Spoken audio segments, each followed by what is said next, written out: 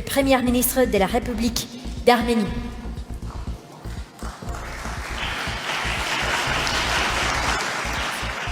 Փարիզում ընթացող միջուկային էներգիայի երկրորդ գագաթաժողովի շրջանակներում Հայաստանի վարչապետ Նիկոլ Փաշինյանը հանդես է եկել ելույթով, վերահաստատելով Հայաստանի հանձնառությունը միջուկային էներգետիկայի զարգացմանը։ Փաշինյանը ներկաներին հայտնել է, որ Հայաստանի կառավարության որոշմամբ հայկական ատոմային էլեկտրակայանի շահգործման ժամկետը երկարաձգվելու է մինչև 2036 թվականը, ինչը հուսալի հիմք կստեղծի նոր էներգաբլոկի անցման համար։ Փաշինյանը իր ելույթում հատուկ ընդգծել է, որ Հայաստանը որոշել է դիտարկել փոքր մոդուլային ռեակտորների տեխնոլոգիաների ներդրման հնարավորությունը եւ ներկայումս ուսումնասիրում է միջազգային գործընկերների առաջարկները։ Նրա խոսքով ընտրության հարցում առաջնային են լինելու հուսալիությունը, կայունությունը եւ միջուկային անվտանգության բարձրագույն չափանիշները։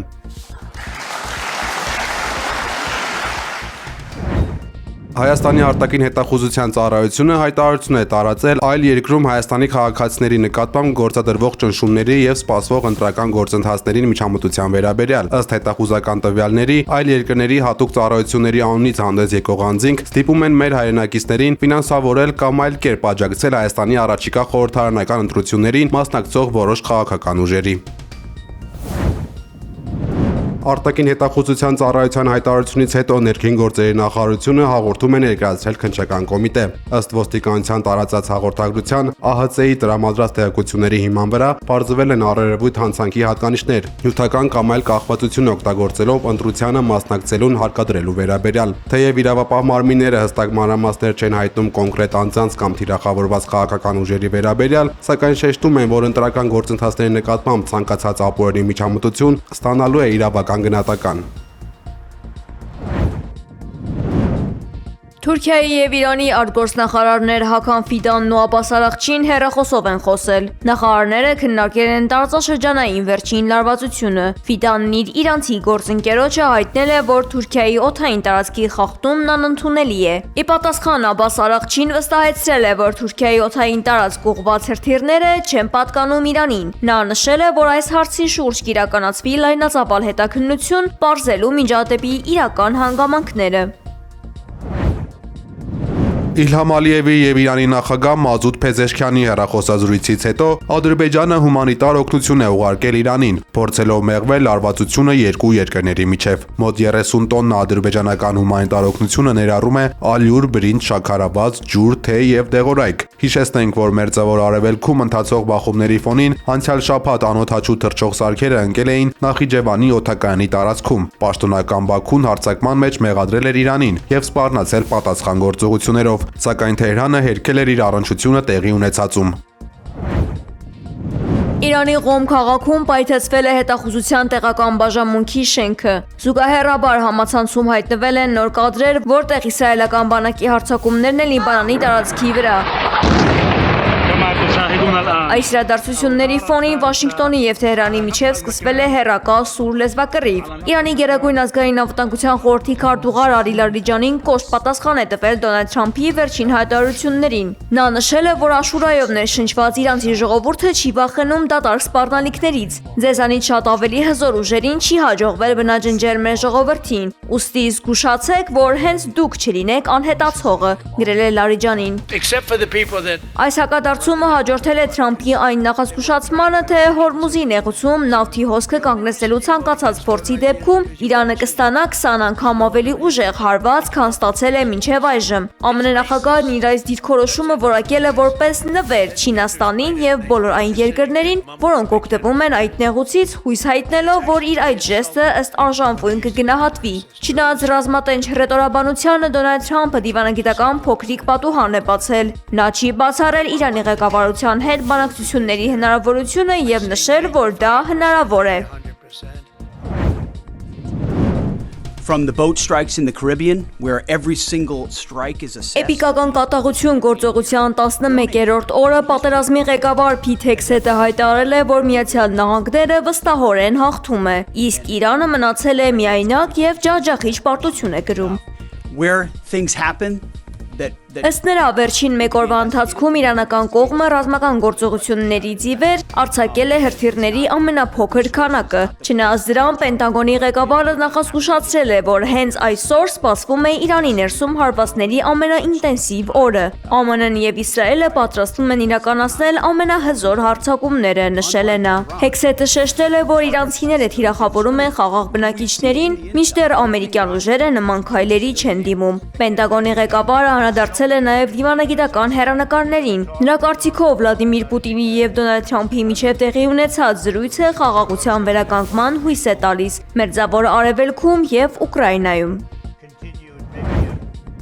Մենք բացարձակապես չենք փնտրում հրադադար։ Պետք է ագրեսորի բերանին հարվածել, որպեսզի նա դաս քաղի եւ այլևս երբեք չմտածի մեր սիրելի Իրանի վրա արձակվելու մասին։ X-ի իր էջում գրել է Իրանի խորհրդարանի խոսնակ Մոհամմադ Բաղեր Ղալիբաֆը։ ԱՄՆ-ի հնչող պարբերական սպառնալիքների ֆոնին Իրանը չի պատրաստվում հետ կանգնել եւ զիջել։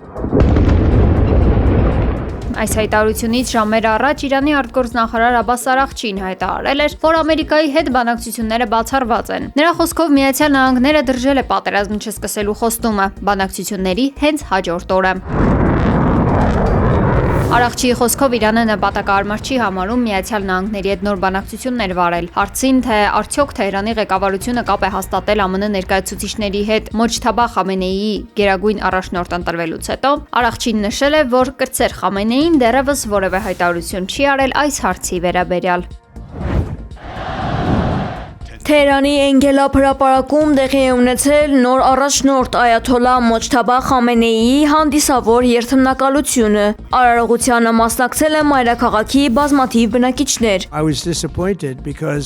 Դոնալդ Թրամփը հիասթափված է այս ընտրությունից։ Նրա խոսքով նոր առաջնորդի մասին նախկինում ոչ ոք չի էլ լսել, եւ սա կարող է լուրջ խնդիրներ ստեղծել Իրանի համար, շեշտելով, որ պատերազմը չի ավարտվի այս շաբաթ, բայց վերջնական կետը մոտ է։ ԱՄՆ նախագահն այս գործողությունն անվանել է կարճ շրջագայություն, որի նպատակը չարիքից ազատվելն է։ Թրամփը շեշտել է, որ իրանական հրթիռների ու անօդաչու սարքերի մեծ մասն արդեն չեզոքացվել է, բայց վերջնական հաղթանակի համար դեռ անելիքներ կան։ Ըստ նրա, Իսլամական Հանրապետության ռազմական պաշարները սպառվում են, հարվածներ են հասցվել հազարավոր թիրախների, արտադրամասերի ու նավերի, այդ թվում Պարսից ծոցում։ Միջազգային հարթակում բողոքի ալիք է բարձրացել ընդդեմ ռազմական գործողությունների։ Իսպանիայի մայրաքաղաք Մադրիդում տեղի է ունեցել մարդաշատ բողոքի ակցիա։ Մասնակիցները պահանջել են անհապաղ դադարեցնել Իսրայելի և ԱՄՆ-ի հարձակումները Իրանի ուղղությամբ։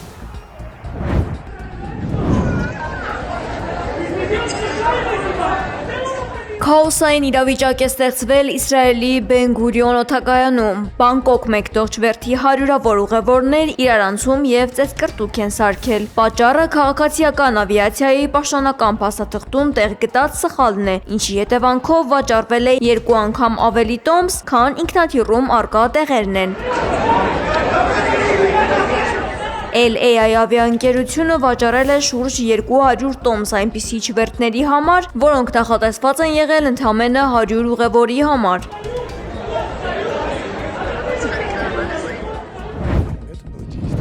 Թրամփը Վլադիմիր Պուտինի հետ հեռախոսազրույցում չի խնդրել Ուկրաինայում հրադադար հաստատել։ ԱՄՆ նախագահի հայտարարությունը մեկնաբանել է Ռուսաստանի նախագահի խոսնակ Դմիտրի Պեսկովը։ Ուկրաինայի հարցով եռակողմ բանակցությունների նոր փուլի համար դեռևս կոնկրետ ամսաթվեր կամ վայր չի ընտրվել։